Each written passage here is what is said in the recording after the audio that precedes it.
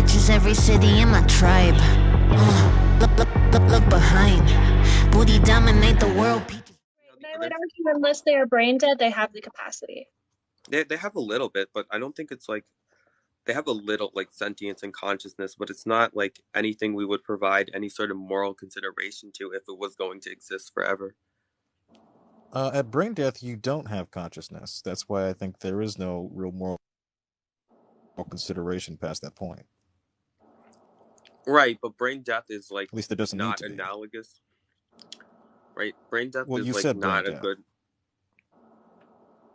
It's not a good analogy to apply here because like it doesn't really show that we value future consciousness, right? In the So case is that of all that you value? Can I ask you, if someone is brain dead, would you find it immoral to turn the machine off? no, Why? because like they're not really going to ever live like a fulfilling life again, right? So In it our really is society, just potential you value. yeah, potential to have future like experiences, yeah. So it's not the fact that it is just human. It is that it will potentially have certain characteristics. Well, I do value it on the axis of it being human, right? But like, if you're not gonna live No, like, because you said it was moral to turn off the machine. the same way it's like, it's moral to kill someone who is in like immense pain. It doesn't mean I don't value them off them not being human. It means there's other things we have to consider when we're like, asking ourselves the question of value, right? I'm sure you would agree with your saying. If it's not just the... I'm sorry, go ahead, Jaden. Yes, is it immoral to kill someone that feels no pain? In the sense, you just cannot Jaden, process you're or breaking experience up. pain in the same way that Yeah, an actual you're born breaking up, human being Jaden. can. Damn it! Hello? Hi. Can you hear me now? Yes. Yeah. Hi. Yes, I was asking why is moral consideration given to things that cannot feel or process pain in the same way that we can? Right. So like, on the axis, I think you're arguing something along the lines of like, if you can't feel pain, you can't do wrong to a person. Is that correct? I mean, your argument, correct me if I'm wrong, seems to be that it's immoral to unalive someone that is capable of feeling and processing pain. Is that right? No. I think he actually said we could said. give consideration to someone who is in immense pain in terms of like, you said we could kill them. Does that mean like you are for assisted suicide? Like if someone is like in like, yeah, I'm for like euthanasia or just like in terms of like immense like suffering. If the person wants to, like they have to consent to it first, right? If the person wants to be put out, then why wouldn't an abortion be moral if the pregnant person is suffering? If the pregnant person is suffering? Mm-hmm. Yeah. Like, yes. What do you mean by suffering? Like you by have to define. unconsensually giving their bodily resources. That would be Is that all you like mean by suffering? Yeah, that would be a form of torture. Yeah. Yes, there is prepartum depression that occurs in many pregnant cases. Okay, so you have to take the level of suffering into account, like, right? That's torture. Yeah, it's considered torture. Well, it's like, okay, it's not the same thing as like if we had to put a pain scale on something, right? Would you rank, the fetus using your resources? Just physical pain? Yeah.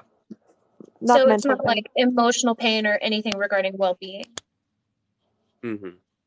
Do you give an exception for SA? Yeah. Why? Because like I believe in some form of causal obligation between, the mother and the child, right? So like, then you really don't value human life. Yeah, I do. Well, then you wouldn't give an SA exception. Yes. Because again, we have to look at, the conflict I argue of that rights you here. giving an SA exception, you are recognizing the suffering. You have to take into account that there's a conflict of rights here. Like there's the right of the child, and then there's the right of the bodily autonomy of the mother, right? So if we're evaluating these rights, we have to see how they're contrasting with each other, right?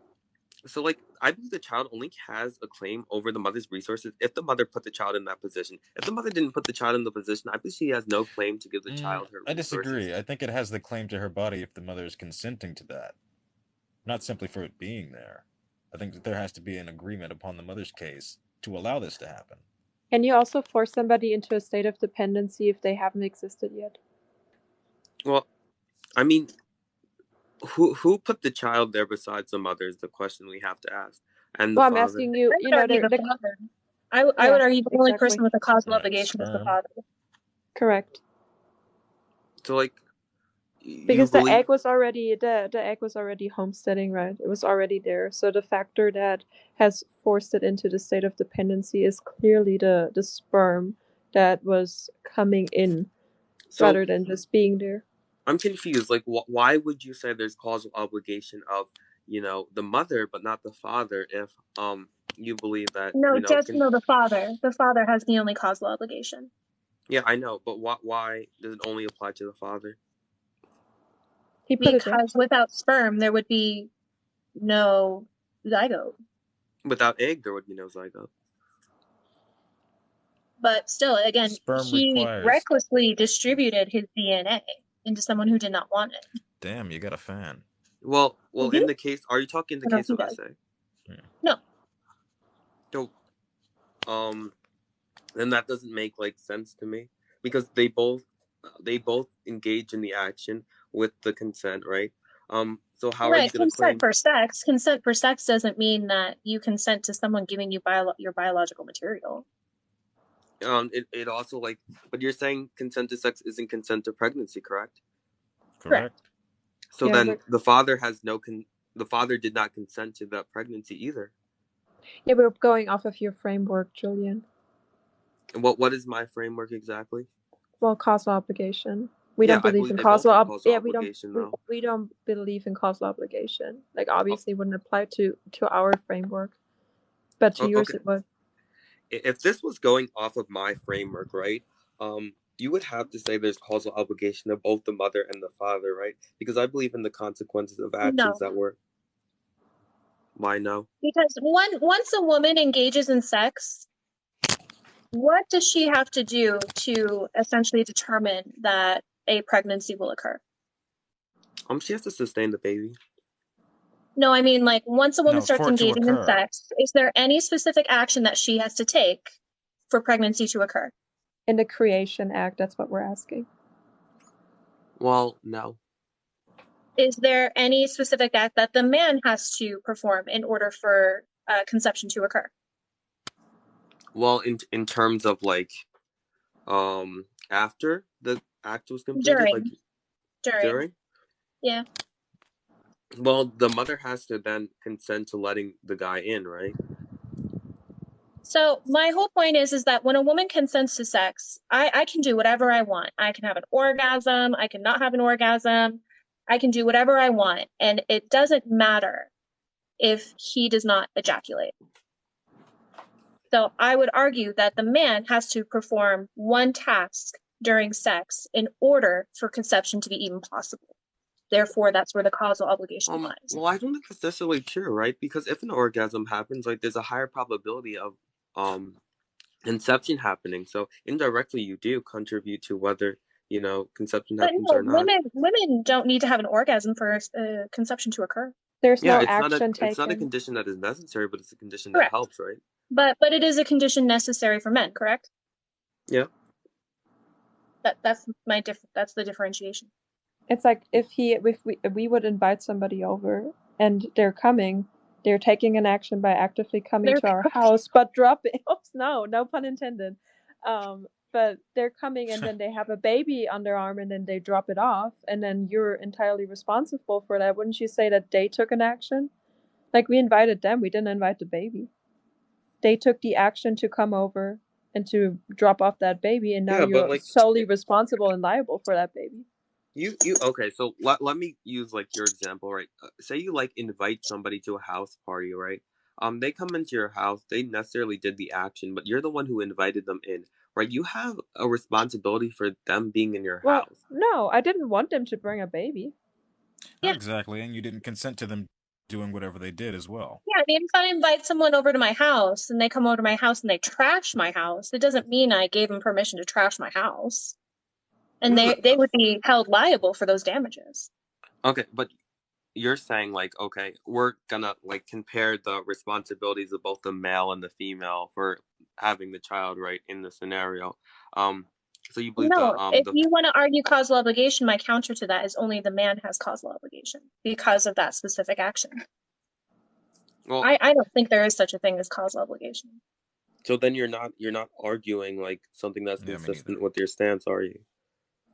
No, we're going off of your Why would causal argumentation. obligation be a pro-choice argument? No, because like it doesn't make any sense that the father would have causal obligation, but the mother wouldn't. Like Right. I genuinely.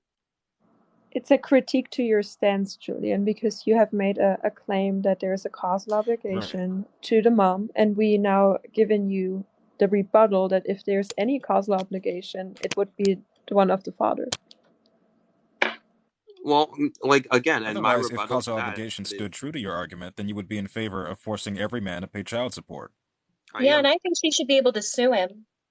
Yeah, I am- actually, surrogacy am is in favor of- $90,000. Surrogacy is $90,000. So, if anything, the father would then have to pay $45,000 Yeah, for and you're that completely unwanted right. pregnancy. I would You're argue the full 90. completely right. I am in favor of child support from the moment of No, conception. not child support. That's not child support. That is a surrogacy service. It's Yeah. a compensation for an unwanted act, right? That is due to their negligence of ejaculating inside the woman. Well, wait, didn't you use the negligence theorem last time we debated, and then like, you said like it was not a negligent activity? As I said, I'm going off of your framework. I don't believe that. I don't think there's any causal obligation. I don't think there's a causal obligation from the father or the mom when it comes to sustaining a pregnancy. That is you.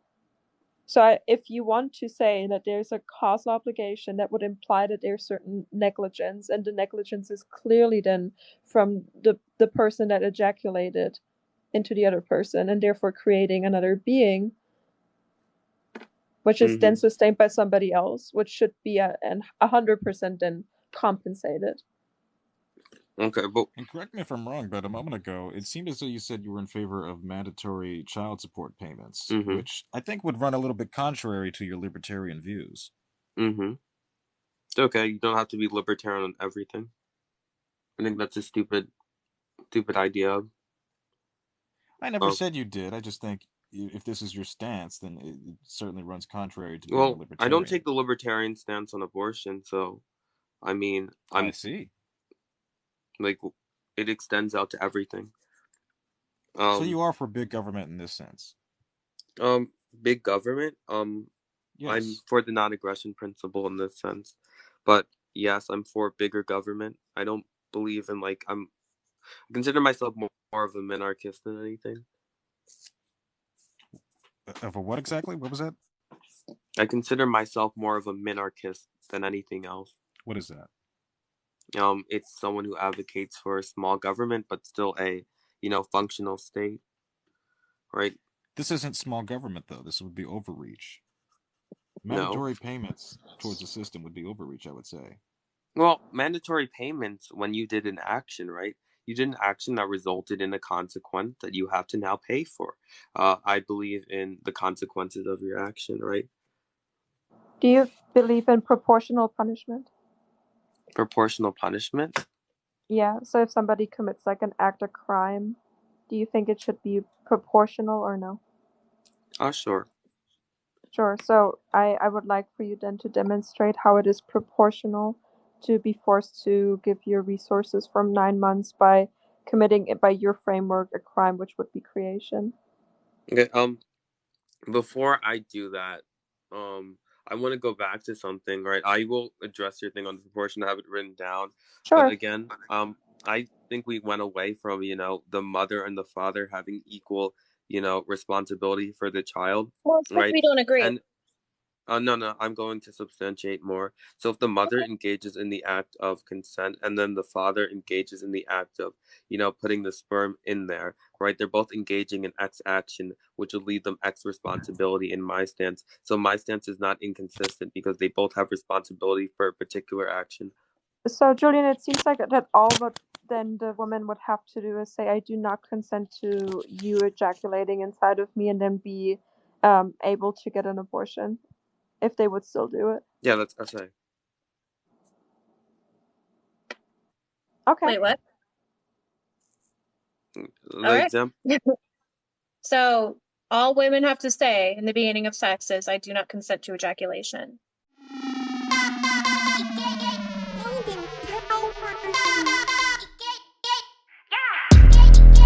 I'm so fucking cute, bitch. I'm so fucking cute.